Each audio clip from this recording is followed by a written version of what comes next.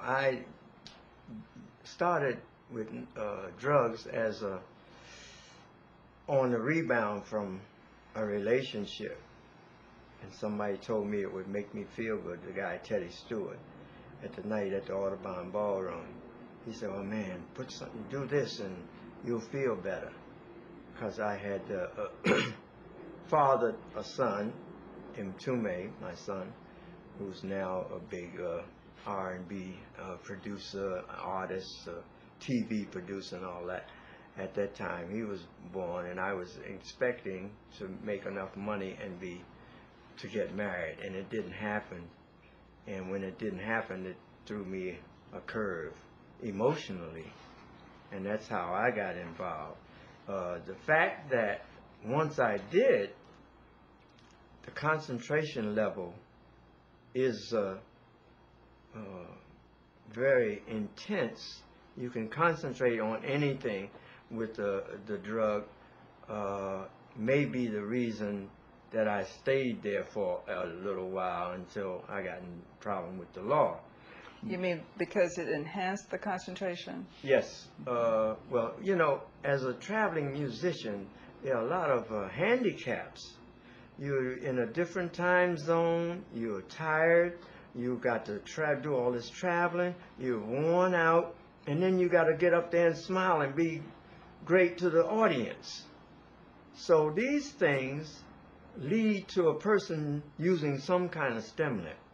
I see. And some drank alcohol and became alcoholics and died from that, and some became marijuana smokers and stayed happy and laughed, and others became serious and got into serious trouble with drugs. And I don't recommend it for anyone. And what happens was, once you get into that, it's a problem to get out of it. What was your turnaround? What was your personal turnaround? What caused it? To get away from it? Yes. Incarceration. Oh, okay. But some people are incarcerated and that doesn't mean anything. Well, it didn't the first time either for me. But that second time, it was like they were going to lock me up with a chocolate key and eat the key. But it so I said that was long enough for me. I see. So on that day, that I came home on May 21st, 1959, after going away on January the 9th, 1955, and staying away until May the 21st, 1959, missing a whole lot of small group ascendants in the jazz world. Miles got his small group, and all that. These people I had played with before I went away with Miles. And did you practice at all while you were incarcerated? Yes. I had the band in the institution I was in, and there were several professional musicians in the band who had gotten into trouble. Most of them was for drugs. Do you think that this was the harassment from the police?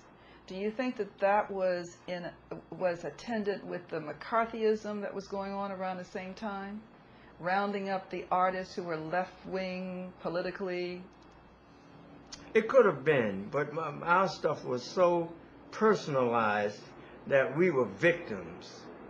We weren't big-time dealers, and we weren't the people, you know, the fact that Peter Lorre, the actor, was in Lexington, Kentucky, the narcotic place where I was, as well as other famous people, Judy Garland or whoever, you know, were into drugs. And it's not just musicians, you know, that were into it, but that time was it was like it was put on us almost like in the music world, in the jazz world, that all of these dealers would come around and take advantage of your weakness as well as your being tired and worn out. And somebody says, okay, oh, try some of this cocaine in your nose and it's to make you Oh, it's an upper. It make you feel good. You can go out and play and do this, and you know, you don't realize what the pitfall and what you're getting into until you get the habit. And the habit is Dr. Jekyll and Mr. Hyde. It's the worst thing that can ever happen to a person. But you came out of it. Yes, I did.